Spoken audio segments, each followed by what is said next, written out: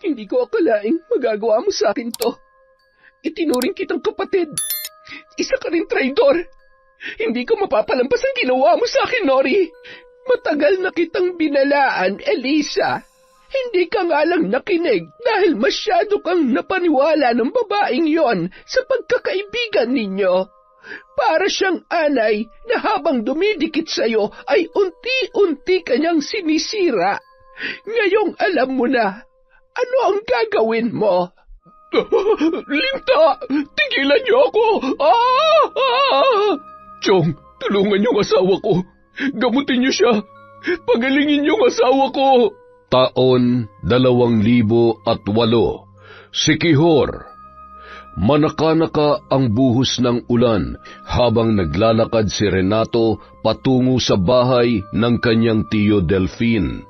Malayo-layo pa ay naririnig niya na ang boses nito na tila ba mayroong kaaway.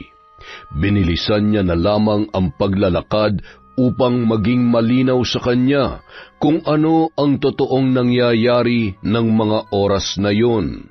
Hindi kita titigilan hanggat hindi mo binabawi ang sumpa sa lalaking ito. Tigilan mo na siya!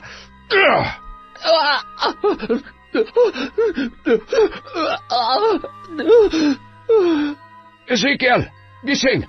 Ay, lahat ng paraan ay ginawa ko na. Pinakiusapan ng maraming beses at maging pananakot ay hindi umubra sa kanya. Napakalaki ng galit sa inang mambabarang na ito. Ay, Chong, ano nangyari sa kanya? nadali ng isang mabagsik na mambabarang. Mukhang malaki ang atraso. Tingnan mo yung bukol sa kanyang leeg. Hindi bastang bukol lamang yan. May kung ano-anong itinanim na insekto at maliliit na bato. At saka, mayroon yatang kalawangin pako pa sa loob. Ayan, salamat sa Diyos at nagkamalay ka na. Ano, kumusta ang pakiramdam mo? Wala pa rin hong nagbago. Ang kirot pa rin ho ng bukol sa leeg ko na para bang tinutusok. Makati at may mga gumagalaw-galaw sa loob. Baka naman doktor ang kailangan mo. Baka kailangan ng tanggalin kung ano man yan at... Hindi operasyon o kahit sino pang magaling na doktor ang makakapagpagaling sa kanya. Ang totoo niyan, ilang taon na ako nagpapabalik-balik sa doktor pero wala naman nangyayari. Sa tuwing pumupunta ako ng ospital, pag uwi ko sa bahay, mas lalong nadadagdagan ang sakit at mas lalo pa itong lumalaki. Ay, kahit kailan talaga salot ang mga mambabarang na yan. Yan din ang ikinamatay ng biyanang ko eh. Sadya silang mapanganib dahil sa sandaling tanggapin nila ang pagiging mambabarang at ang itim na kapangyarihan, yun na ang mamamayani sa kanilang pagkatao. Ngunit ang higit na mas nakakatakot ay ang galit na nag-uudyok sa kanila para barangin ang kanilang biktima. Hindi siya basta-bastang papaslang ng walang malalim na dahilan. Hindi ko nga alam kung sinong may gawa nito sa akin eh. Wala naman akong kaaway at lalong wala naman akong maalala na... Ay... Hindi mo na maalala kung sinong tinarantado mo dahil sa dami na naging babae mo. Ay, hindi ka kasi makontento sa asawa mo eh. Hindi ko rin magawang paaminin kung sino siya. Ay, mukhang habang buhay ka na niyang pasasakitan. Kung sino man ang hayop na mambabarang na yan, napakaduwag niya para gawin sa akin to ng walang kalaban-laban. Magpakita lang siya sa akin na magkasubukan kaming dalawa. Sisiguruhin ko na makakaganti ako sa kanya bago ako mamatay. Ay, aray ko, uuwi na nga lang muna ako. Sigurado ka? Pwede namang dumito ka muna. Doon ka na lang muna matulog sa kabilang kwarto. Alanganing oras na. Bukas ka na lamang umuwi at alam naman na mag-iina mo na nandito ka. Iginiya pa yun ni Mang Delphine sa kwarto at binigyan ng kumot. Pagkatapos ay agad rin na lumabas ang matanda at muling binalikan ang isa niya pang pamangkin na si Renato. Ato, bakit ka nga pala naparito? Ano ho? Lilipat na ho kasi kami sa Sabado. Hihingi sana ako ng pabor. Baka ho pwede niyo akong tulungan sa pagkakarga at pagbaba ng mga gamit. Ay, siya, sige. Walang problema. Doon na lamang ako matutulog bukas ng gabi. Kailangan bago sumikat ang araw ay nandoon na ako. Siya nga pala. Bakit naman naisipan niyo pang lumipat? Alam niyo naman ho yung asawa ko. Medyo nagkakainitan na sila nung kapitbahay namin. Sakto, may binibenta hong bahay doon. Mura lang ho, kaya yun na ho ang kinuha ko. Ay, pampihira. Kahit saan kayo pumunta, kung hindi siya magbabago, makakahanap pa rin siya ng kaaway. Sa hilig po kasing mangapit bahay. Kung hindi ko lang iniisip na buntis at baka kumapanong anak namin ay hayaan ko sanang sabunutan ng kapitbahay namin para madala. Sa hilig ba namang sumagap ng mali-maling balita at ikinukwento sa iba, napapaaway talaga. Sa dami ng mamanahin sa biyanan ko yun pang pagiging tsismosa nakuha. Abay, baguhin niya yung ugali niya at talagang ikakapahamak niya yan. Masakit sa ulo yan. Kaya lawakan mo ang iyong pangunawa, ha? Sige ho, Chong. Uuwi na rin ho muna ako. Gabi na Mukhang pagod na rin ho kayo. Magsasaing pa nga lamang ako Sige na at medyo may kadiliman na. Mag-iingat ka. Bago lumabas si Renato ay sinilip pa niya sa kwarto si Ezekiel at nagpaalam. Bakas sa mata nito ang pagkaawa sa kanyang pinsan. Habang nasa daan ay napapaisip siya sa kalagayan ni Ezekiel. Makalipas ang ilang sandali ay may dumaan ng tricycle kaya agad siyang nakasakay.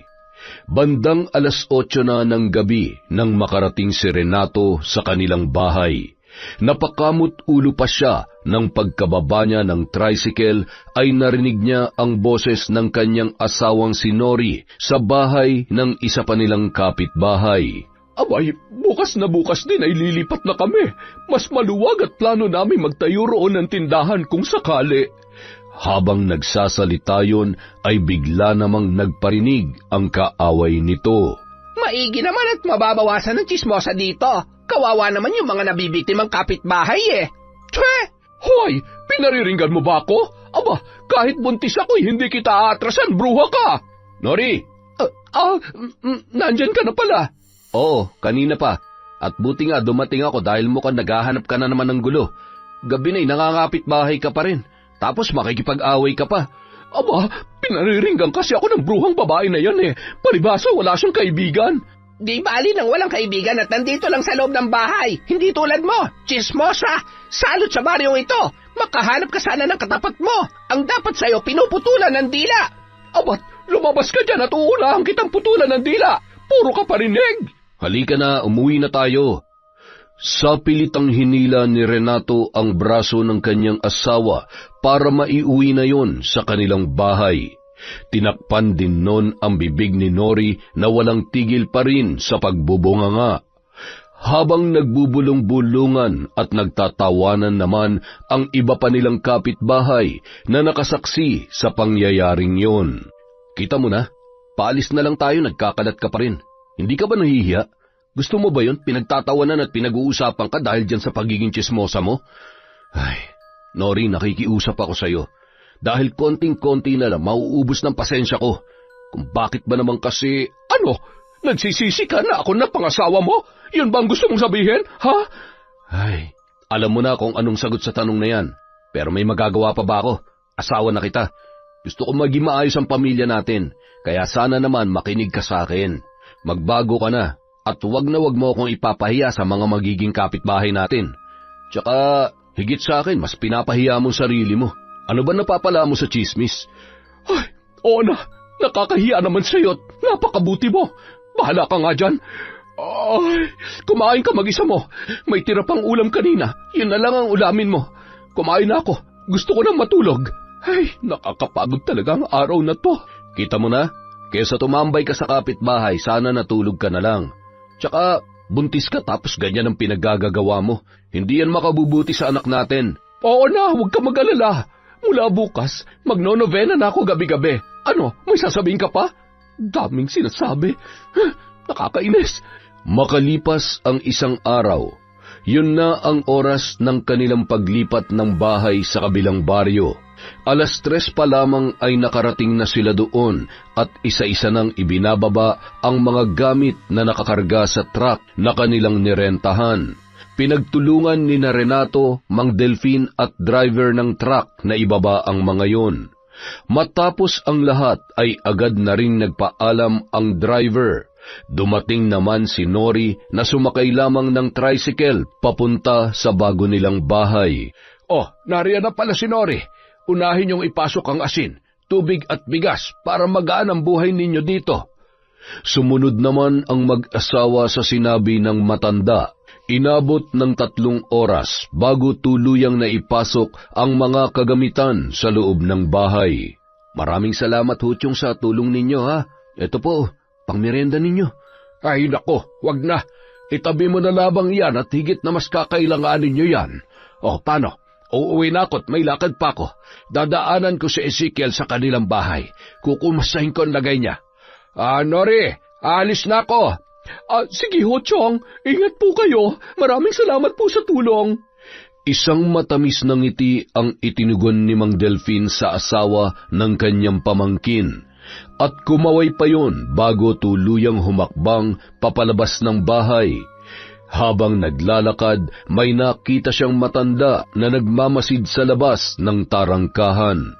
Nagkatinginan pa sila sa mata. Nakaramdam siya ng kakaibang enerhiya na hindi niya maipaliwanag at mas lalo siyang kinilabutan nang maramdaman niya ang pag-init ng kanyang medalyon. Hinawakan niya yon at nang muling nilingon ang matanda ay bigla na lamang yung nawala sa kanyang kinatatayuan. Nagpalinga-linga si Mang Delpin at patuloy na hinanap ng kanyang mata kung saan pumunta ang matanda. Hanggang sa matanaw niya ang isang lumang bahay. Doon ay natanawan niyang nakaupo sa balkonahe ang matanda at nakatanaw pa rin sa kanya. Tumango-tango si Mang Delfin at kinapa ang kanyang medalyon, ngunit humupa na ang init noon. Lalo pang kumalma ang kanyang pakiramdam nang nilapitan siya ng isang bata. Hello po! Oh, bata. Pwede ba magtanong? Sige po. Ano po yun? Kilala mo ba kung sino yung matandang... Si Lola Flora po ba? Siya po ang may-ari ng bahay na yan. Sabi po ng mga kalaro ko. Hindi pa man natatapos ang kanyang sasabihin ay bigla namang tinawag yon ng nanay nito na si Eliza. Isa sa mga magiging kapitbahay ng mag-asawang Nori at Renato. Tonton? Tonton! Nay, sandali lang po. Bata, sandali! Mula sa di kalayuan, napansin ni Renato na hindi pa tuluyang nakakaalis ang kanyang tiyuhin. Kaya naman nagmamadali yung lumabas at tumungo sa kinatatayuan ni Mang Delfin. Chong, may problema po ba? May naramdaman lang akong kakaiba sa matanda na nakatira sa bahay na yan. Pakiramdam ko ay isa siyang mambabarang o hindi kaya ay mangkukulam. Mag-iingat kayo't paalalahanan mo rin ang asawa mo. Mahirap na. Hindi basta-bastang kalaban ng isang nilalang na may taglay na itim na kapangyarihan. Sige na, umiwas na lamang kayo kung kinakailangan, ha? Bumalik ka na sa ginagawa mo at paalalahanan mo agad si Nora tungkol sa bagay na ito. Papasyalan ko na lamang ulit kayo dito. Bahagyang tinapik ni Mang Delfin ang balikat ng kanyang pamangkin bago tuluyang naglakad patungo sa paradahan ng tricycle. Samantala, Anak, sinabi ko naman sa'yo, huwag ka makikipagkwentuhan sa kung sino-sino. Paano kung, Nanay, mukha naman po siyang mabait tsaka nagtatanong lang naman po siya. Nangangatwiran ka na naman kay Nanay, ha? Mabuti patulungan mo na lang ako. Ilalabas ko lang tong mga lutong ulam at sigurado, maya-maya dadagsa na ang mamimili. Sige po, Nay. Ako na po magliligpit at maghuhugas ng mga pinaglutuan ninyo. At saka, Nanay, pwede po bang... Oo, nariyan ang pagkain para sa pinakamamahal kong si Tonton. Salamat po, Nanay. Sa kabilang banda... Oh, ano? Anong sabi ng Chong? Ang sabi niya, mag-iingat raw tayo sa nakatira dyan sa malaking lumang bahay. Ha? Bakit naman? Nararamdaman daw niya na posible mambabarang yung matandang babae ron. Pambihira naman si Chong, oo. Baka naman mukha ng mambabarang o mangkukulam. Tsaka paano niya naman nalaman? Maigi na yung nag-iingat. Kaya ikaw, ngayong nandito na tayo, Huwag mo nang dalhin dito yung ugali mo sa pinanggalingan natin.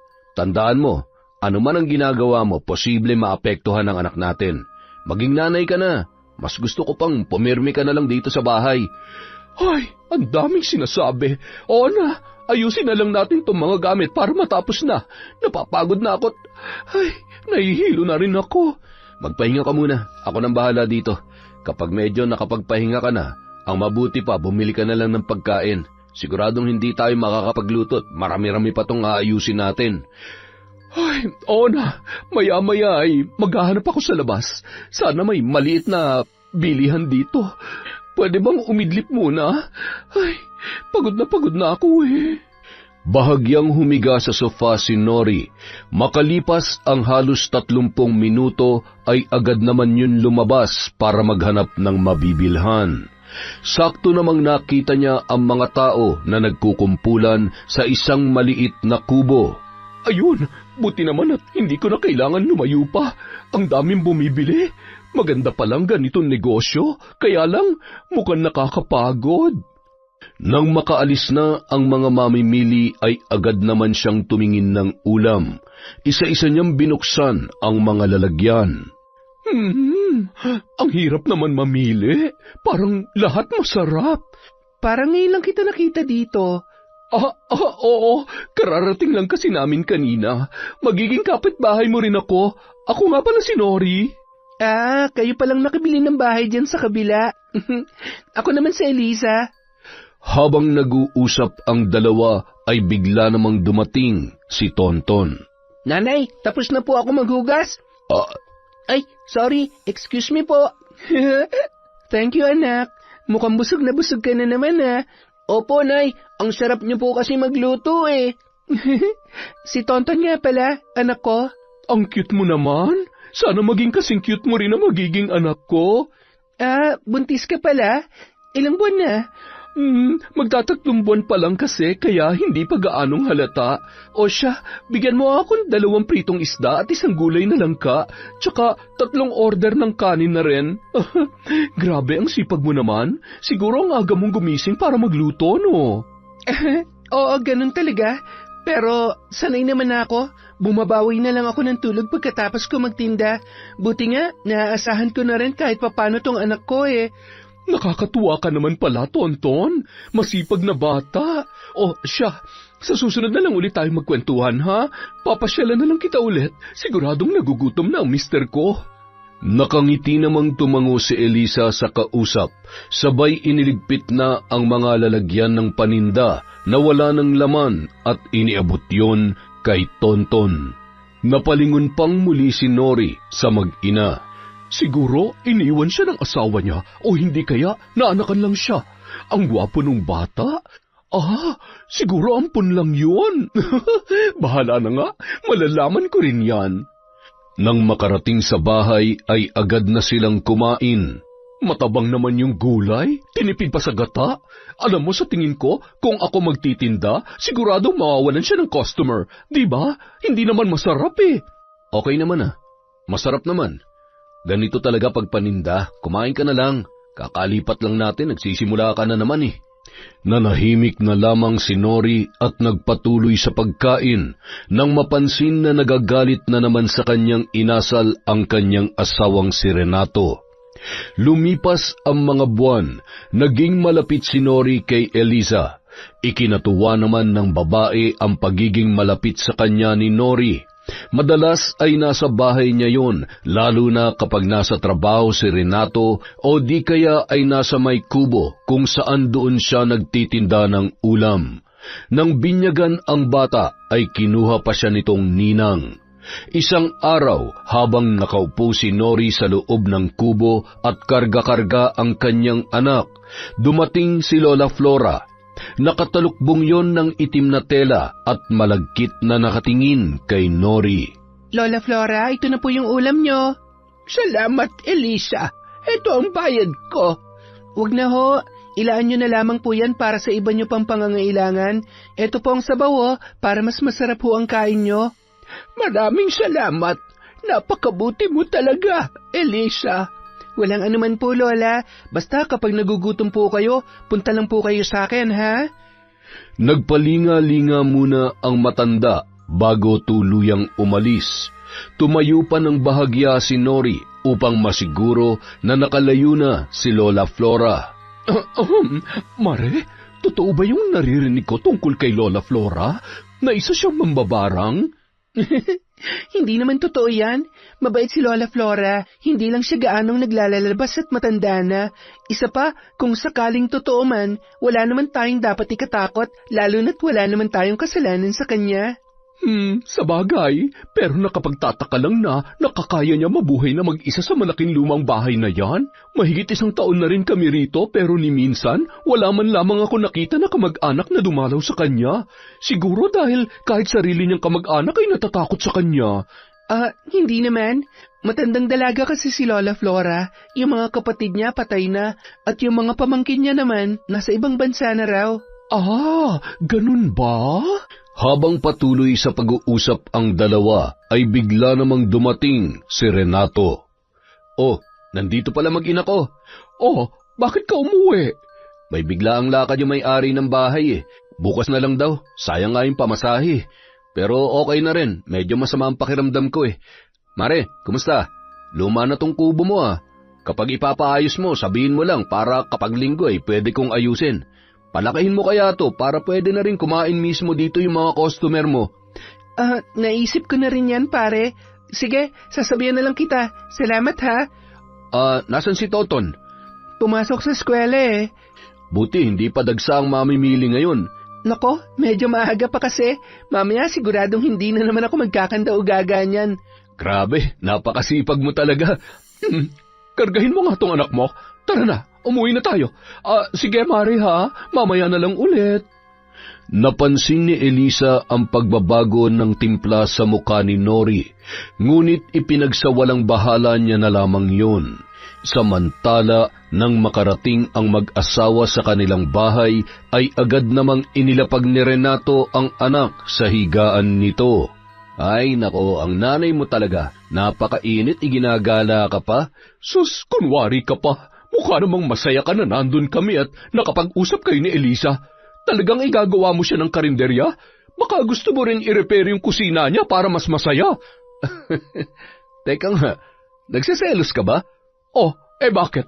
Akala mo ba hindi ko napapansin kung paano mo siya tingnan at gaano ka kasaya kapag kausap mo siya? Hindi ka na nahiya sa harap ko pa talaga? Tumigil ka nga. Hindi ko alam yung sinasabi mo. Kumare natin yun. Sino pa ba magtutulungan kundi tayo-tayo lang? Napakamalisyosa mo talaga. Ano ba nangyayari sa'yo? Tsaka, ipagpapalit ko ba naman kayo ng baby natin? Ay nako, makapagluto na nga lang muna at baka nagugutom ka lang kaya umiinit yung ulo mo. Ay, isa rin ang Elisa na yun. Kung naghahanap siya na magiging tatay ng anak niya, aba, huwag ang asawa ko kung ayaw mo masira ang buhay mo.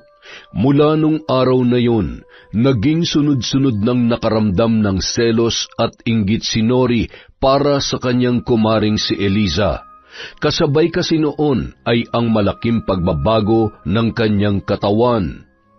Isang araw, habang ginagawa ni Renato at ng kaibigan nito ang maliit na karinderya ni Eliza, ay pasimple namang nagmamasid si Nori sa di kalayuan, habang karga niya ang kanyang anak. Magmerienda muna kayo. Ipinagtimpla ko kayo ng juice. Nako, napakainit pa naman ng panahon. Nagluto rin ako ng panset at may palaman na rin yung tinapay. Salamat, Mari ha. Ayos, mukhang masarap to Edward, halika na, tikman natin tong masarap na pansit ni Mari. Sige, maiwan ko na muna kayo at nagluluto pa ako para sa tanghalian. Ilagay nyo na lang dito sa tabi yung pinagkainan nyo. Kitang-kita naman ni Nori ang magagandang ngiti sa mukha ng kanyang asawa at sa kanilang kumare na si Eliza. Magaling magkunwari itong babaeng to.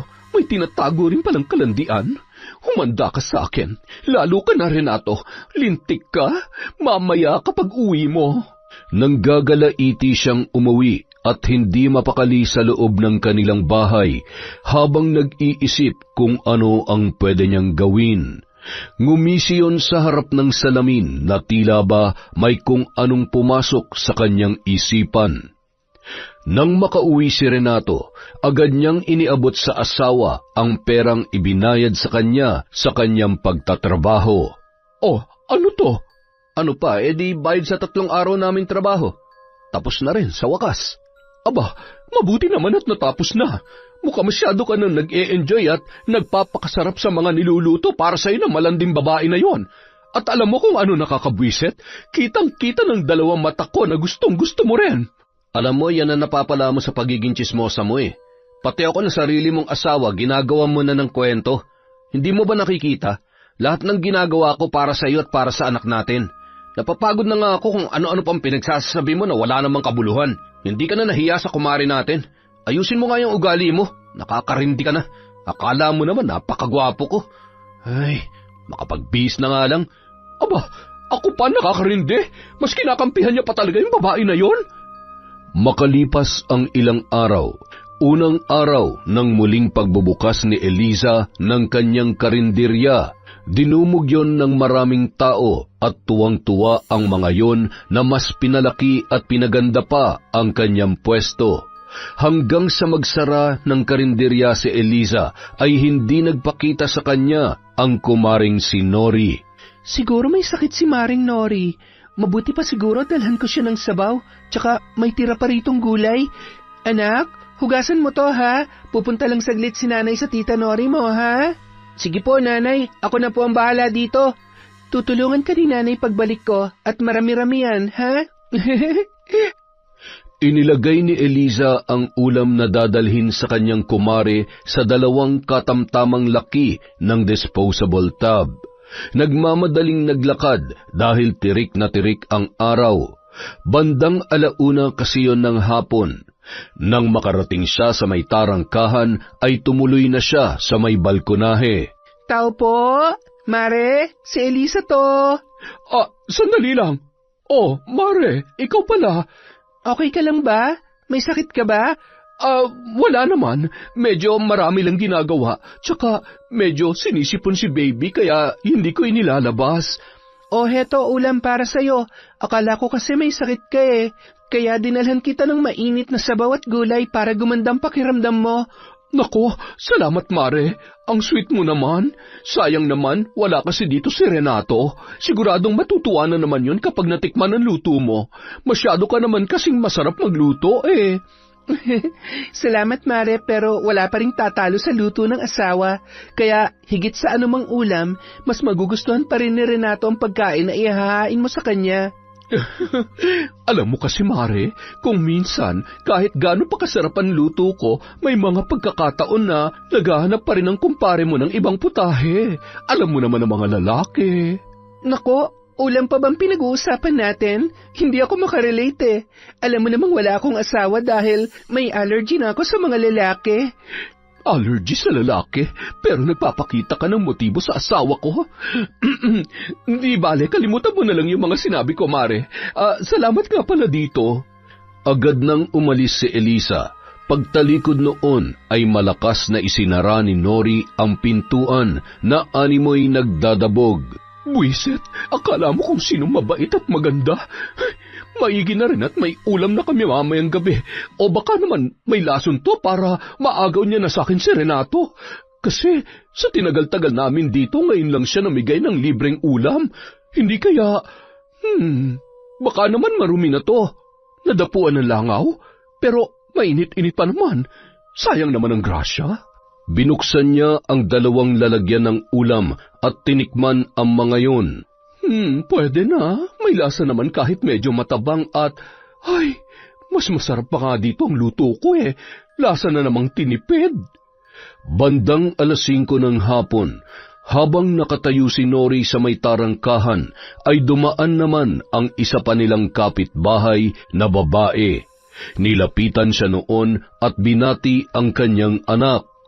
Ang cute-cute naman ng anak mo, Nori. Manang-mana sa'yo. Hi, baby. Ang cute mong mag-smile. Hi. Galing ako kay Eliza. Manghihiram sana ako ng pera, kaso wala eh. Wala raw siyang pera dahil nagpatrabaho ng karinderya niya.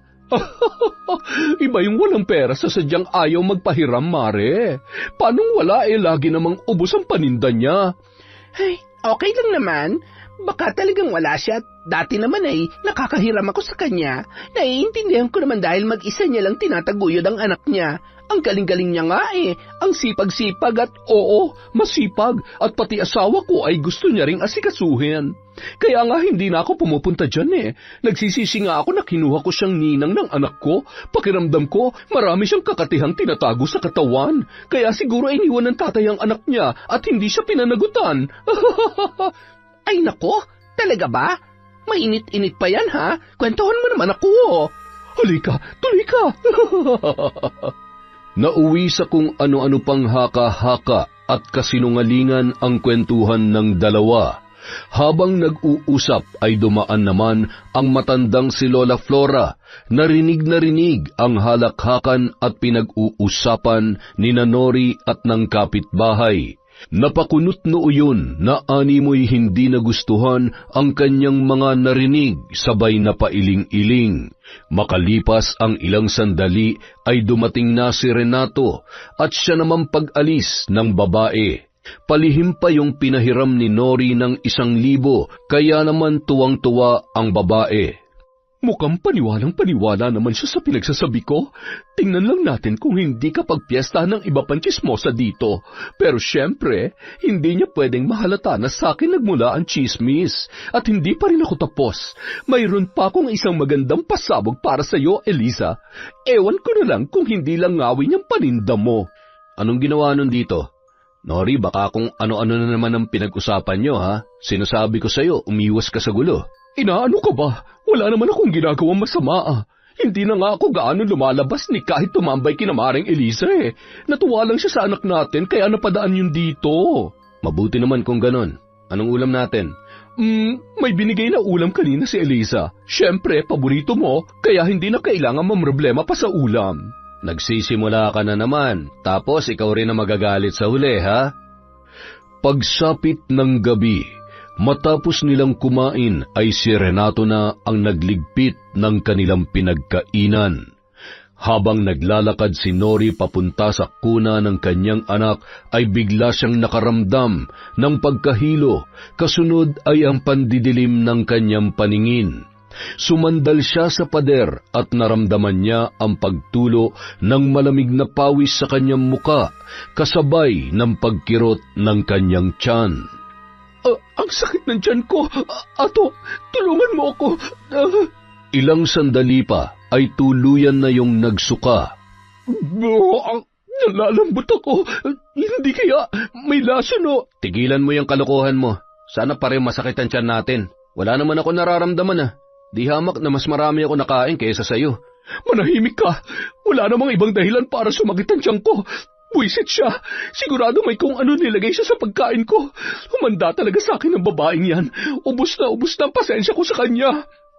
Nung mga oras na yun, sakto namang nakakita si Nori ng ipis na dumapo sa may pader, sabay na pangisi bago tuluyang sumuka ulit. Samantala, sa isang silid ay hawak ni Lola Flora ang isang kulay itim na aklat, at sa harap nito ay ang mga kulay itim at pulang kandila na hugis tao. Nakalapag din sa sahig ang isang manika na may nakatusok na mga karayom sa iba't ibang parte ng katawan nito.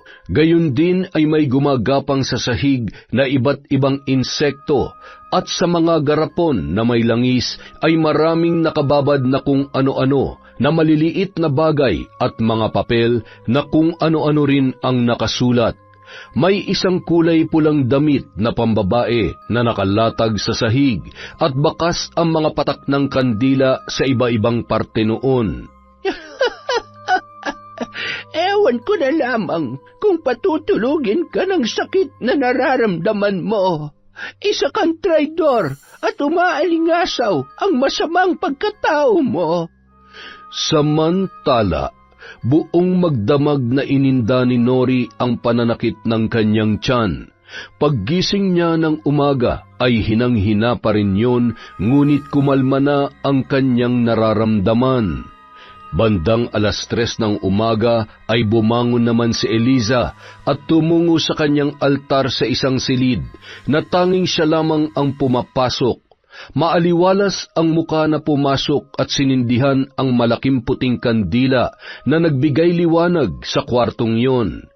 Kitang-kita ang isang bungo na may mga markang kulay itim at pula, patak ng mga kandila at kung ano-ano pang nakapaloob doon. Isang lumang larawan ang kanyang dinampot at pinakatitigan. Alam ko na sa mga oras na to, nahihirapan ka na, pero huwag ka mag-alala. Panahon na para tapusin kong paghihirap mo. Kinaumagahan. Sigurado ka bang kaya mo? Pwede naman akong hindi magtrabaho ngayon. Kaya ko naman na. Hindi naman na masakit. Isa pa, sayang din naman ang kikitain mo ngayon. Pambili na rin natin ng gatas ng anak natin yan. O siya, sige. Kapag sumakit ulit ang tiyan mo, tawagan mo na lang ako, ha? Dito na lang kayo pumirmi sa bahay. Magluluto na rin ako ng pagkain mo hanggang tanghalian para hindi ka na mahirapan. Ay, pinag-alala mo naman ako kagabi. Okay na ako. Huwag ka mag-alala. Kaya ko naman ang sarili ko. Sige na, mag-asikaso ka na at baka tanghaliin ka pa. Agad naman nang nag-asikaso si Renato at pagkatapos ay nagmadali na yung umalis. Isa siyang mahusay na karpintero kaya naman kilala at anumang araw ay mayroon siyang napapasukang trabaho. Maliban doon, marami pang alam na gawain si Renato kaya madalas ay araw ng linggo lamang yon nababakante. Nang makaalis ang lalaki ay tulog na tulog pa rin ang kanilang anak. Bagamat medyo nanghihina pa ay ginamit ni Nori ang pagkakataon na yon upang maisagawa ang kanyang plano. Tumungo siya sa may kusina at binuksan ang isang pinto ng kabinet sa taas ng kanilang lababo na may lamang iba't ibang gamit. Ginulo niya yon at ilang sandali lamang ay naglabasan ang mga naglalakihang ipis. Pinaghahampas yon gamit ng walis tambo. Isinilid niya sa isang plastik at pagkatapos ay inilagay sa kanyang bulsa. Pwede na to. Siguradong mainam tong pansahog sa masarap at pinagmamalaking paninda ni Maring Elisa. I'm sorry, Mariko. Naghugas yun ng kamay at tumungo sa kanilang kwarto. Inilipat niya sa kuna ang kanyang anak at agad na lumabas ng bahay. Sakto na sa ganung oras, paisa-isa pa lamang at siguradong naglalabas pa lamang ng paninda si Eliza. Pagdating sa karinderya ay may 4 na putahe pa lamang na nandoon. Bahagyang nakaawang ang takip noon, kaya naman kitang-kita ang usok ng mga yon. Nagmamadaling kinuha ni Nori ang supot sa kanyang bulsa at nilagyan ng mga ipis ang pagkain, sabay hinalo upang hindi mahalata. Matapos maisagawa ang kanyang plano ay nagtatakbo na yon para umalis. Mula sa labas ng tarangkahan ay natanawan ni Lola Flora ang tumatakbong si Nori mula sa karinderya ni Eliza. Iba ang kutob niya ng mga sandaling yun, ngunit pinagsawalang bahala niya na lamang yun. Nanatiling nakatayo ang matanda at ilang minuto lamang ay nakita niyang muling lumabas si Nori karga-karga ang anak nito. Nang dumaan ang isang grupo ng mga mamimili ay sumunod din yon. Paisa-isang inihakbang ni Lola ang kanyang mga paa at nakikiramdam sa mga susunod na mangyayari. Mare, pabili nga ako nitong dinuguan. Parang ang sarap eh. Ang sarap ng bigay mo sa akin kahapon. Salamat ulit ha. Sarap na sarap din si Renato. Wala nga naman, Mare. Ano pang order mo? Okay na yan, Mare. Tsaka, pahingi na lang ng sabaw. Ay, teka, sandali lang, Mare. Ano to? Oh my gosh! Ipis ba yan? Napatingin din ang iba pang customer na naroroon sa iba pang lalagyan, kaya naman nagkagulo ang mga yon. Teka, paano nagkaroon ng ipis eh? Mainit pa mga yan. Isa pa, malinis ang kusina ko. Kahit tingnan nyo pa. Sa tagal ko na nagtitinda dito, ngayon lang nangyari to. Naku, Mare, baka naman hindi mo napansin sa dami ng inaasikaso mo. Di bali na lang, Mare, wag na lang pala. Grabe ka naman, Elisa. Halos araw-araw kami bumibili sa'yo, tapos... alam mo, dapat sa'yo ireklamo. Magkakasakit pa kami dahil sa kapabayaan at kadugyutan mo. Hindi totoo yan. Sandali. Saan kayo pupunta? Saan galing ang mga ipis na to? Sigurado ko na... Ay, kumalma ka na lang, Mare. Wala naman na tayo magagawa. Wala eh. Meron kasi talaga. Siguro hindi mo lang talaga napansin. Naku, sana wag naman sila magreklamo kay Kapitan. Kung hindi, baka maipasara tong karinderya mo. Sayang naman. Malaki-laki na rin ang pagpapaayos mo sa karinderyang to. Habang nag-uusap ang dalawa ay bigla namang dumating si Lola Flora. Anong nangyari, Elisa? May mga ipis po yung ulam, Lola. Hindi ko po alam kung paano nangyari dahil maingat naman ho ako at malinis sa kusina kaya imposibleng alam ko. Wala kang kasalanan. Hindi mo naman ipapahamak ang sarili mong negosyo. Ang tanong ay hindi paano, kundi sino ang may kagagawan nito.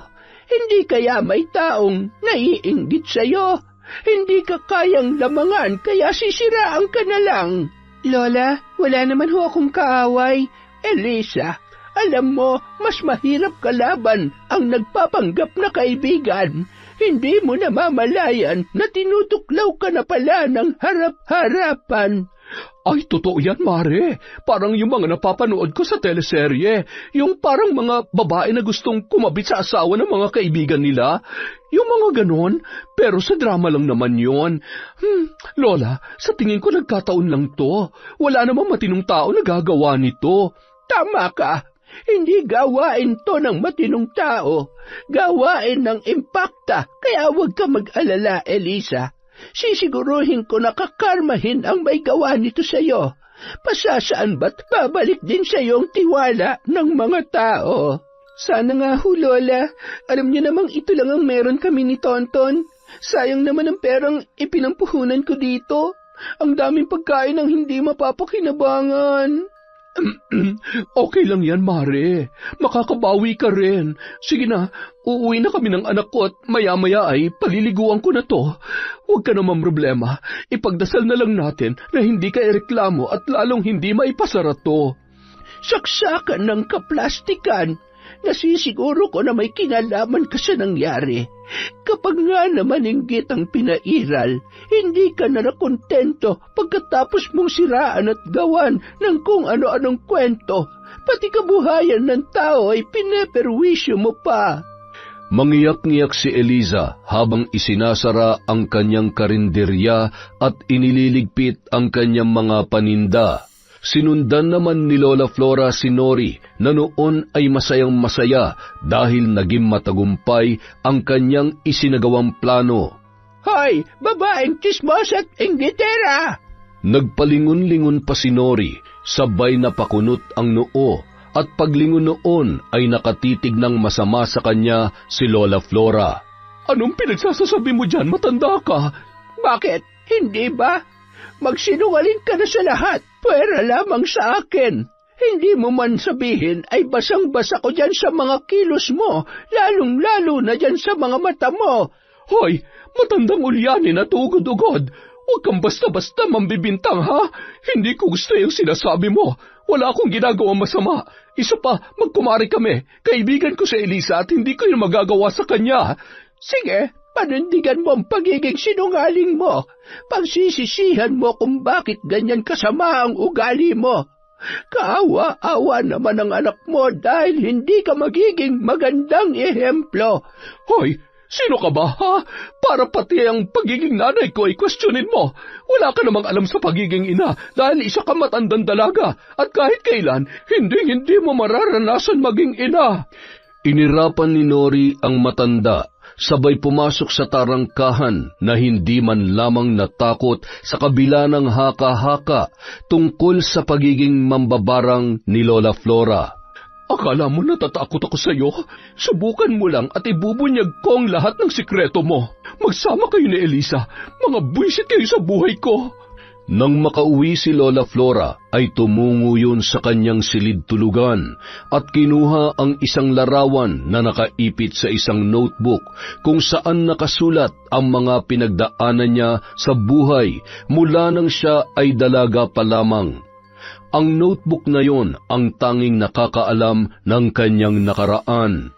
Tumulo ang kanyang luha nang maalala ang gabi na itinuturing niya na isang napakalaking bangungot sa kanyang buhay. Manahimik ka na lamang at ibigay mong gusto ko. Kung ayaw mong basagin ko tong bungo mo, isa lang naman ang gusto ko eh. Gusto ko mabigyan mo ako ng anak at pagkatapos nun, makakaalis ka na. Bibigyan kita ng pera at makakaahon ka na sa hirap. Di ba yun naman ang gusto mo? Makalaya sa pagiging hampas lupa at mabigyan ng magandang buhay ang mga kapatid mo? Paulit-ulit niyang naririnig ang mga halakhak na yon sa bawat pagpikit ng kanyang mga mata. Gayon din ang iyak ng sanggol na kanyang isinilang. Minsan ding nagsilang ng anak na babae si Lola Flora, ngunit dahil bunga yon ng pangahalay sa kanya ng kanyang amo, ay ipinaampun niya yon sa kanyang matalik na kaibigan, na hindi nagkaroon ng anak. Inilihim niya ang kanyang pagdadalang tao sa kanyang pamilya dahil ayaw niyang malaman ng mga yon ang masalimuot niyang pinagdaanan. Pinilit niyang muling bumangon hanggang sa nakahanap ng mabait na amo at ipinagpatuloy ang suporta para sa pag-aaral ng kanyang 4 na nakababatang kapatid. Nang matapos at magkapamilya ang mga yon, ay naiwan na siya sa bahay na yon. May kanya-kanya ng pamilya at may maayos ng buhay sa malayong lugar, at siya naman ay naiwang mag-isa, nagsisisi na pinaampun niya ang kanyang anak. Sana pagdating ng araw, maintindihan mo kung bakit ko nagawa ang lahat ng yon. Sana'y matanggap mo ko sa buhay mo sa kabila ng mga pagkukulang ko sa iyo. Sana bago ko mawala sa mundong ito ay mayakap man lamang kita at mahagkan. Gusto kong makagawa ng kahit ano pang paraan para makabawi sa iyo. Kinagabihan, pagkagat pa lamang ng dilim ay hindi na naman mapakali si Nori. Kung ano-ano na naman ang kanyang nararamdaman. Maliban sa hindi maipaliwanag na paghilab ng tiyan, ay sobrang kirot din ng kanyang ulo at nagsusuka. Ano ba nangyayari sa'yo? Hindi kaya nabinat ka? Ay, hindi pa naman daw makakapunta si Chong at Dumayo. Baka sa susunod na linggo pa raw siya makakauwi. Tuwing gabi ko lang naman nararamdaman to. Baka nga binat lang. Baka naman kasi nalilipasan ka na naman ng gutom at inuuna mo pang pakikipagkapit-bahay. Sabi ng asawa ni Edward, doon ka raw sa may tindahan sa kanto nakikipag-umpukan noong nakaraan. Totoo ba yon? Hindi ba pwedeng bumili at napakwento lang? Sa lagay mo kang siyang chismosa at hindi ako. Isa pa, pinababantayan mo ba ako? Nakakainis ha? Ganun na ba talaga kasama ang tingin mo sa akin? Pinapaalalahanan lamang kita. Masyado ka namang defensive. Siya nga pala, ano nangyari sa karinderya kanina? Yun yung usap-usapan na naman ng mga tao nung pauwi ako eh. Ang sabi, baka raw sinadya. Sino naman ang gagawa nun? Sa tingin ko, may pagkaburara lang talaga yung kumari natin. Ay nako, huwag nga natin problemahin yan. Ay, ayan naman, ang sakit. Ano ba nangyayari sa akin? Kinaumagahan, maaga pa ay gising na si Nori. Pagbukas niya ng pinto ay agad niyang nakita ang kapitan ng barangay kasama ang ilang kagawad at tanod na dumaan sa harap ng kanilang tarangkahan. Ang ganda naman ng umaga ko. Kawawang Eliza. Goodbye, karinderya. Nilingon noon ang kanyang anak na tulog sa kuna. Agad na inayos ang kanyang buhok at lumabas sa tarangkahan, sabay nagkubli sa isang mayabong na halaman habang nakikinig sa usapan. Pasensya na pero kailangan muna nating ipasara to. Paiimbestigahan muna natin at gusto namin makita ang kusina mo. Huwag ka mag-alala, kung sakaling mapapatunayan natin na wala kang kakulangan sa nangyari, makakabalik ka pa rin naman sa pagtitinda. Kapitan, sigurado po ako. Sa ilang taon ko na pong pagtitinda ngayon lamang po nangyari to. Kahit po tingnan niyo ang bawat sulok ng bahay at kusina ko, wala ho kayong makikitang butas. Kaya sana tulungan niyo naman akong may salba ang negosyo ko. Huwag ka mag-alala. Katulad nga ng sinabi ko, sa oras na lumabas ang katotohanan, makakapagtinda ka na ulit. Kaya pasensya na muna sa ngayon. kailangan ko munang pakinggan ang kahilingan ng mga taga rito sa atin. Kalusugan ng nakararami ang prioridad natin sa mga ganitong sitwasyon. Bumalik si Nori sa loob ng kanilang bahay na abot tainga ang ngiti at pakanta-kanta pa. Bigla naman siyang nakaramdam ng panlalamig ng paa at bahagyang pandidilim ng paningin. Kaya napaupo ang babae. Hindi niya alam kung namamalikmata lamang siya, pero kitang-kita niya ang kahindik-hindik na titig ni Lola Flora habang nakatayo yon sa labas ng kanyang tarangkahan at nakaharap sa kanya na may kung anong ibinubulong-bulong.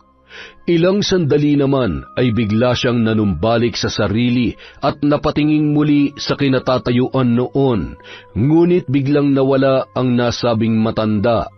Nang umayos ang kanyang pakiramdam, ay pumasok na siya sa loob at kinarga ang kanyang anak na noon ay nagpupumalahaw. Samantala, pagkaalis ni Kapitan at ng mga kasamahan nito ay siya namang pagdating ni Lola Flora sa karinderya. Kamusta ka, Elisa? Eto ho, nalulungkot pa rin po sa nangyayari. Masyado ka kasing nagtitiwala. Alam mo, hindi ko alam kung paniniwalaan mo ko, pero iba ang pakiramdam ko sa bago nating kapitbahay at kumari mong yan. Malakas ang hinala ko na may kinalaman siya rito. Nung nakaraan, maaga pa ay nakita ko siyang tumatakbo galing sa loob ng karinderya. May kakaiba siyang ikinikilos. Lola, lagi naman hong nandito yun eh. Isa pa, alam ko naman hong hindi niya magagawa sa akin yon. Magkaibigan ho kami at para na nga hong magkapatid, kaya imposible ho yan. Hindi kita pipilitin na maniwala sa akin. Ngunit makiramdam ka sana at huwag magbulag-bulagan dahil lamang iniingatan mo ang pagkakaibigan ninyo. Salamat ho sa concern, Lola. Nag-almusal na po ba kayo? Tara ho, kain po tayo. Ikain na lang po natin to. Ay, huwag po kayong mag-alala, Nanay. Makakapagtinda rin po ulit tayo. Sa ngayon po, magpahinga rin po muna kayo. Pasok na po ako sa school, Nay. I love you. Salamat, anak ko. Mahal na mahal ka ni Nanay. Mag-iingat ka, ha? Huwag tatakbo at baka madapa. Nakakatuwa naman kayong mag-ina. Halina ho kayo, Lola. Sa kusina na ho tayo magkwentuhan.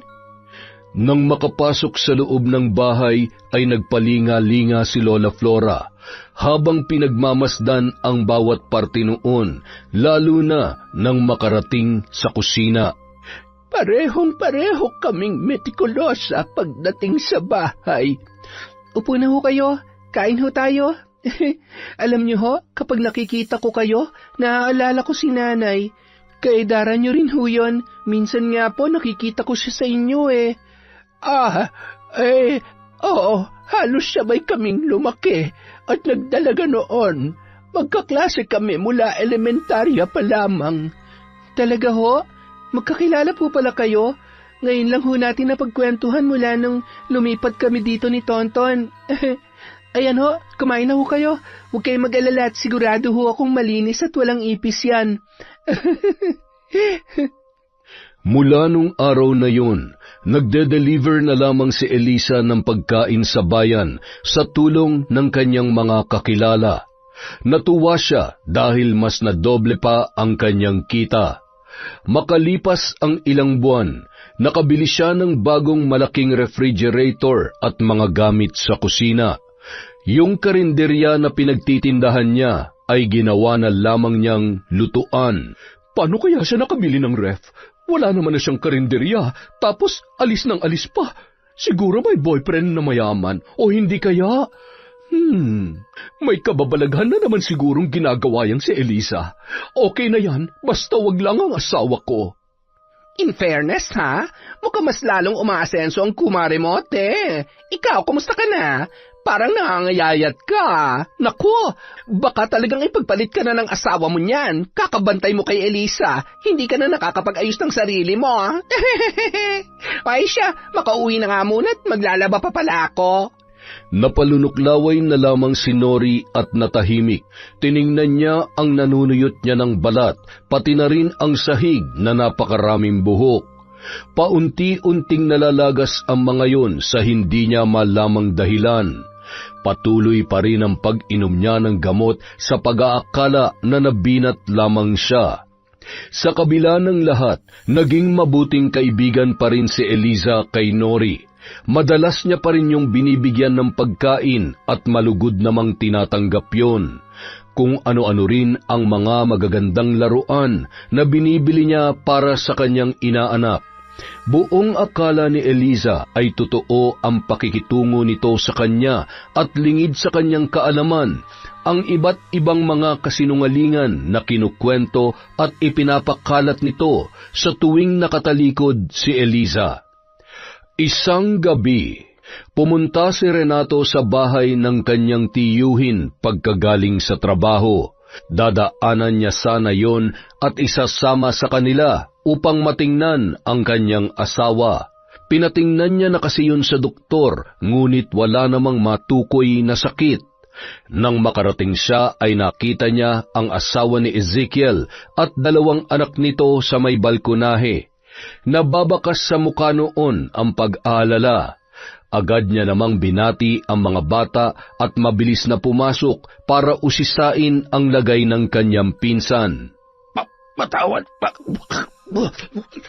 Patawarin mo ako! Sus Mariosep, pumutok na malaking bukol sa kanyang leeg. Napakaraming uod at nana. Hindi ko na kaya.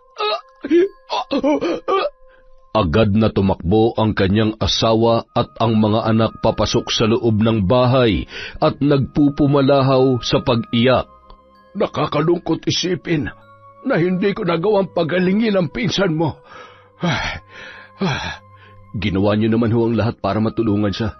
At saka, mas mabuti na rin yan dahil ilang taon na siyang pinahihirapan ng mambabarang na may gawa sa kanya niyan. Isang babae mula sa kanyang nakaraan na may gawa nito. Hindi ko matukoy ang kanyang pangalan, ngunit sa pakikipag-usap ko sa kanya sa aking ritual, namumukaan ko siya kahit paano. Ano nga palang ipinunta mo rito, Renato? Gusto ko sanang tingnan niyo rin ang lagay ni Nori. Pakiramdam ko po kasi napaglalaroan din siya dahil ilang buwan na ho siyang hindi makatulog na maayos. Nangangayayat na rin ho. Sa tuwing sumasapit ang gabi kung ano-ano ho nararamdaman niya.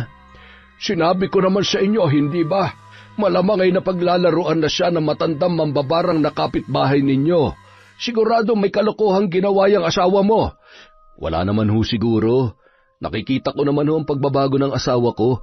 Hindi naman ho siya katulad ng dati lalo na't abala siya sa bahay at hindi na siya makalabas dahil busy po sa pag-aalaga kay baby. Ay, sige. Hayaan mo at pagkatapos nating maipalibing itong pinsan mo, dadalaw ako sa inyo. Nang sumunod na gabi, yun ang unang lamay para kay Ezekiel. Hindi man gaanong maganda ang pakiramdam ni Nori ay pinilit nitong pumunta sa bahay noon. Nagpasama siya kay Eliza na noon ay nais ring makiramay. Habang nasa biyahe, pamilyar si Eliza sa lugar na dinaraanan nila at naging mas malinaw ang kanyang hinala nang makarating siya sa bahay na kanilang pupuntahan at nakita ang isang babae na nakaupo sa tagiliran ng kabaong ni Ezekiel. Talaga bang ipinahintulot ng pagkakataon na makita ko ang kamatayan ng hayop at walang konsensyang lalaking ito?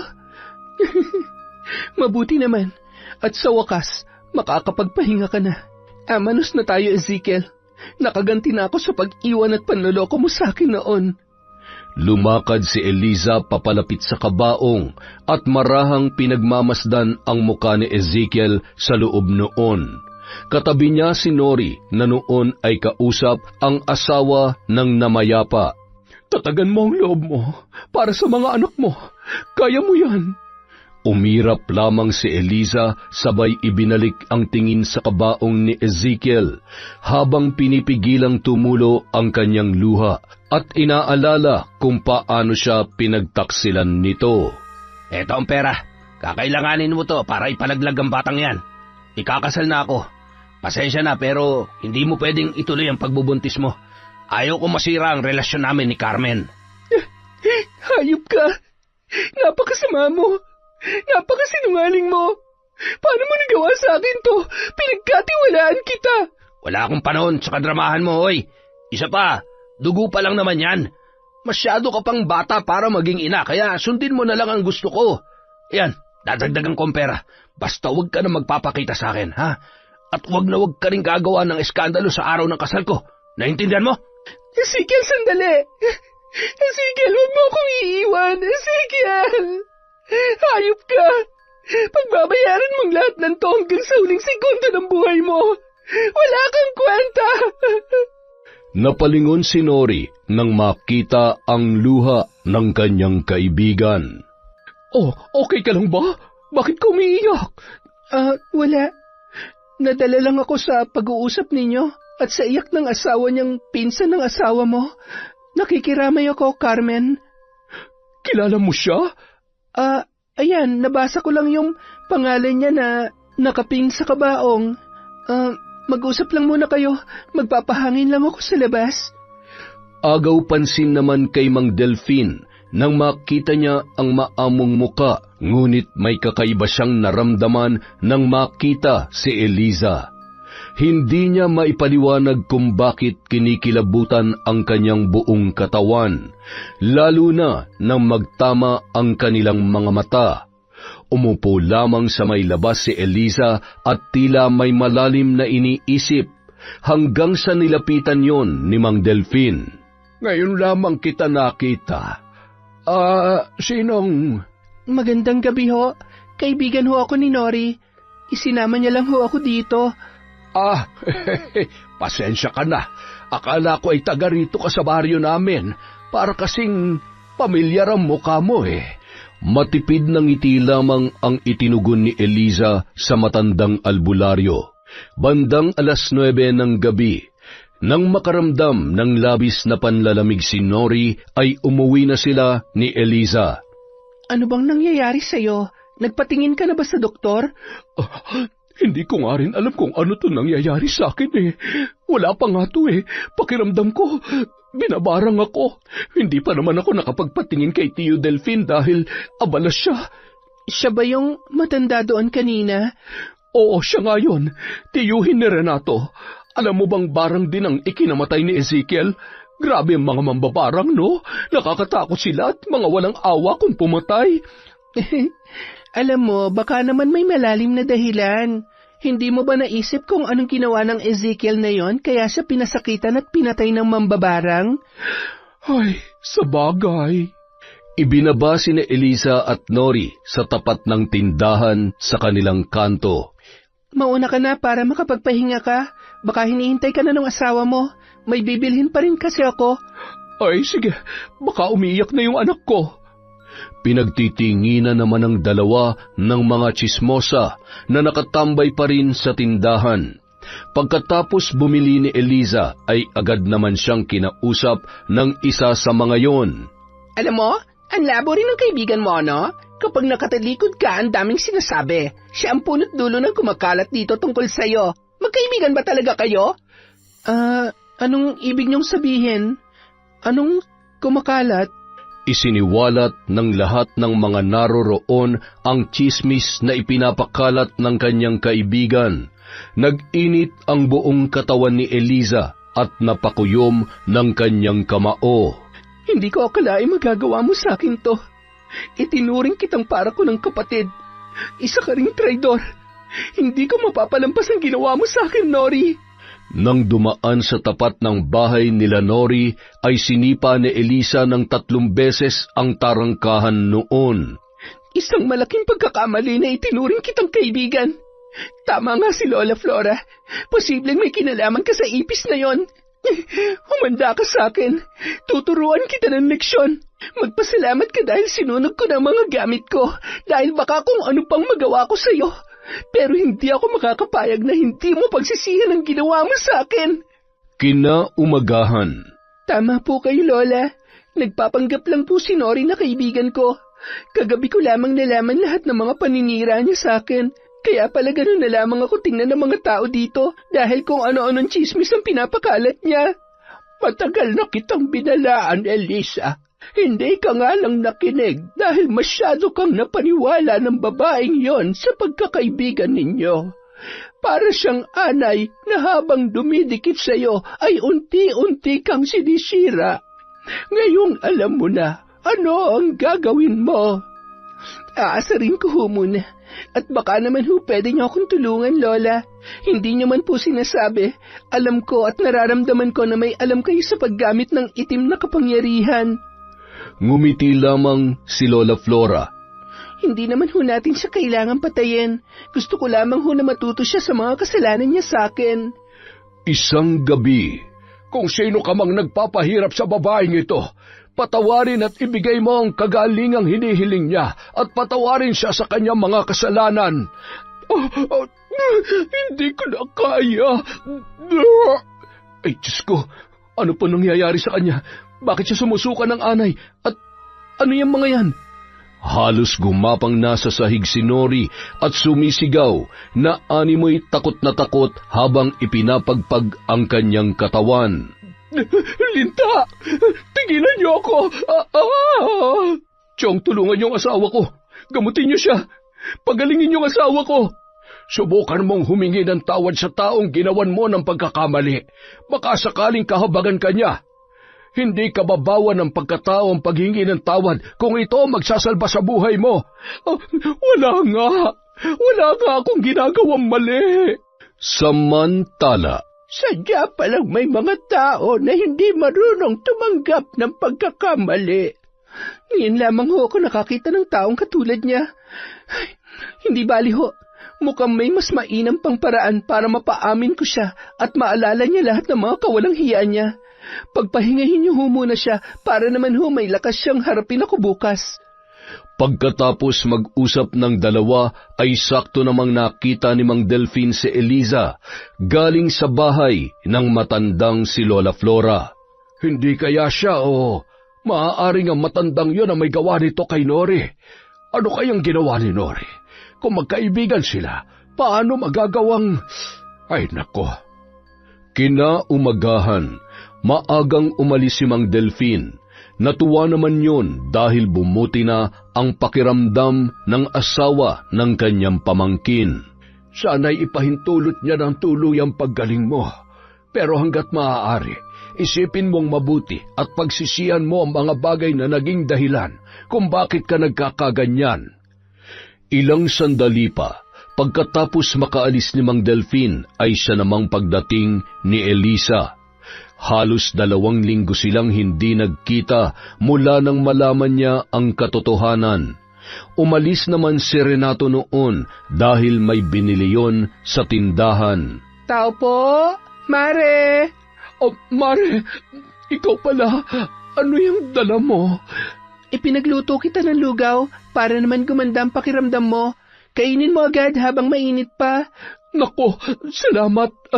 Buti nga at gumanda ng pakiramdam ko paggising ko. Sana magtuloy-tuloy na ito.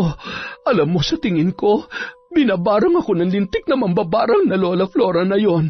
Nag-iipon lang ako ng lakas, reresbakan ko siya. Wala akong pakialam kung matanda na siya. Kumalma ka nga. Maawa ka naman, matanda na nga, diba? Hindi na makikipagsabunutan sa iyo yon. Grabe pala talaga nangyari sa'yo. Pati nguso mo na maga at nagsususugat. Ano ba kasing ginawa mo? Ay, wala akong ginawa. Makakain na nga lang ng lugaw. Ilang araw din akong hindi nakakain ng maayos.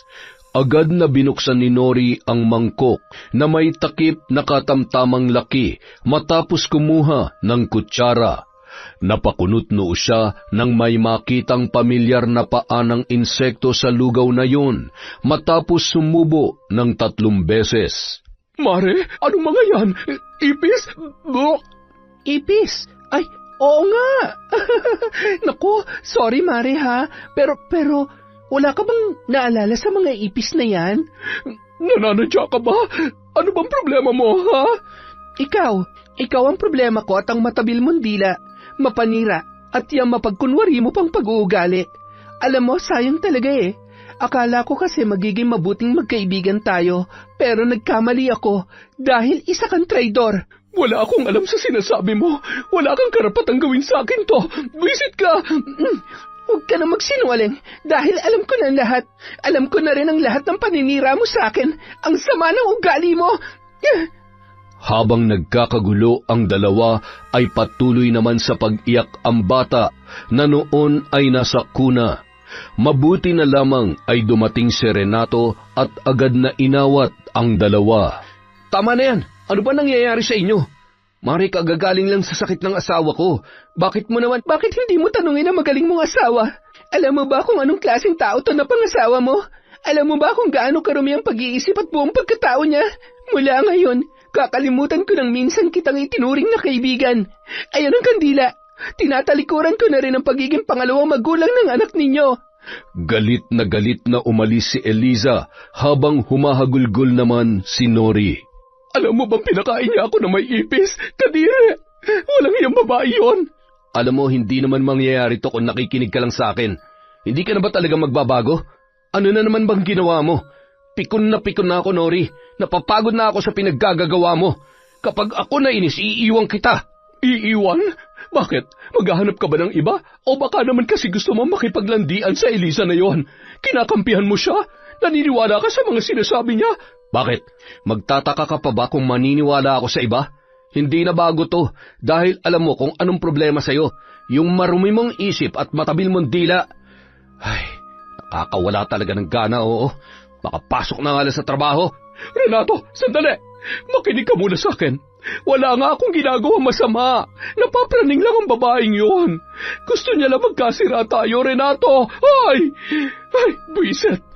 Teka, kung alam niya ng totoo, ibig sabihin, may kinalaman siya sa pambabarang sa akin. Hindi kaya, mga walang hiya kayo, humanda kayo sa akin. Iniwan noon ang bata at isinara ang pintuan. Pagkatapos ay sumugod yon sa bahay ni Lola Flora. Lalo lamang nagalit yon nang madatnan si Eliza at ang matanda na nag-uusap sa may halamanan ng matanda. Hoy, sinasabi ko na nga ba, magkasabot kayo? Ipinabarang mo ako sa matandang to o baka katulad ka rin niya? Baka pareho kayo mga kampo ng dilim. Magdahan-dahan ka sa pagsasalita mo. Lalo na't natitiyak ko na kapag tinuluyan kita ay sa impyerno rin ang bagsak mo. Wala kayong karapatan na pasakitan at gawin sa akin ang lahat ng yon. Ipakukulong ko kayo. Aba, mayaman. Para malaman mo, wala ka rin karapatan na siraan ako at traidorin ako. Itinuring kitang higit pa sa kaibigan, pero mukhang ibang klase ang ugali mo. Malala ang pagiging demonyita mo. Alam mo kung ako mismo mambabarang sa'yo, baka hindi ko napigilan ang sarili ko na tuluyan ka. Kasi tingnan mo, sa kabila ng pagpapahirap sa'yo, ang tibay pa rin ang sungay mo. Ah, ganon ha? Pues ipapakita ko sa inyo kung gaano kahaba ang sungay ko. Malakas na itinulak ni Nori ang matanda at tumama ang ulo noon sa semento. Dugo! Lola Flora! Nori! Anong ginawa mo? Tulungan niyo kami! Sorry, hindi ko sinasadya. Sa halip na humingi ng saklolo ay umuwi yun sa kanilang bahay at nagkulong sa kwarto. Takot na anumang oras ay may darating na pulis sa kanilang bahay. Samantala, dinala naman si Lola Flora sa ospital para magamot at masuri ang ulo. Mabuti na lamang at walang anumang namuong dugo kaya tinahi lamang ang sugat noon. Samantala, anong gagawin ko? Hindi ko naman sinasadya eh. Napatay ko ba yon? Sigurado kong magagalit si Renato sa akin. Makalipas ang isang araw, naiuwi na si Lola Flora sa kanyang bahay. Inalagaan yun ni Eliza at ni Tonton. Napatingin si Eliza sa isang lumang notebook na nasa may ulunan ng matanda at tiningnan niya ang isang larawan na naroroon. Close po pala talaga kayo ni nanay, no? Kayo po pala to? May ganito rin po kasi siya. Oo, anak. At napakalaki rin ng utang na loob ko sa kanya. Inilahad ni Lola Flora ang pangyayari sa kanyang nakaraan. Kung nagkaanak ho kayo at itinuloy niyong pagbubuntis ninyo, nasaan na ho siya ngayon? Alam kong magugulat ka sa sasabihin ko at hindi ko rin alam kung matatanggap mo ang katotohanan.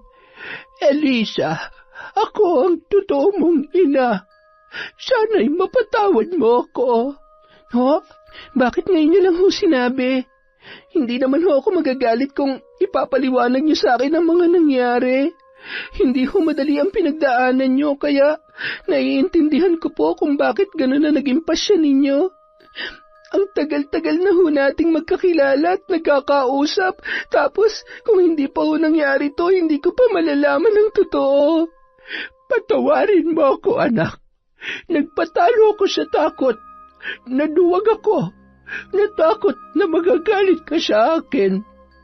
Mula ho ngayon, wala na kayong dapat ikabahala. Masaya na ho ako na magkasama na tayo. Kaya pala may mga pagkakataon na kapag tinitingnan ko kayo, iniisip ko na sana nanay ko kayo. At hindi ko maipagkakaila na nakikita ko ho ang sarili ko sa inyo. Kaya po pala kamukha ko kayo at ang gaan-gaan ng loob ko sa inyo, pati na rin po si Tonton. Habang nag-uusap ang dalawa ay siya namang pagdating ni Tonton. Nanay, kumusta na po si Lola? May masakit pa po ba sa kanya? Okay na, anak. Magpapagaling na lamang ang lola mo. Tonton, totoo mo siyang lola dahil siyang totoong nanay ko. Talaga po? May lola na po ako? Oo, at gusto ko mula ngayon, palagi na tayo magkakasama. Makalipas ang 1 linggo, isang malungkot na balita naman ang natanggap ni Nori. Ano? Hindi totoo yan. Hindi niya ako pwedeng iwan. Renato, paano na kami ng anak mo?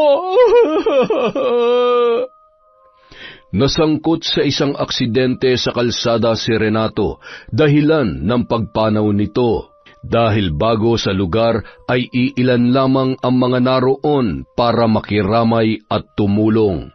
Mula sa di kalayuan ay nakatayo sina Lola Flora at Elisa. Huwag mong sabihin na naaawa ka sa babaeng yan. Ay, hindi ko po maintindihan kung tama ba itong nararamdaman ko. Pero sa kabila po ng lahat ng ginawa niya sa akin, wala po akong ibang maramdaman kundi awa. Siguro naman po, pagkatapos ng lahat ng to, mapagtatanto niya ng mga pagkakamali niya. Elisa, saan ka pupunta? Hindi na napigilan pa ni Lola Flora si Eliza na lapitan ang kanyang kumare. Eliza, anong ginagawa mo dito? Hindi ako nandito para makipag-away sa'yo. Nandito ako bilang kapitbahay na nakikiramay.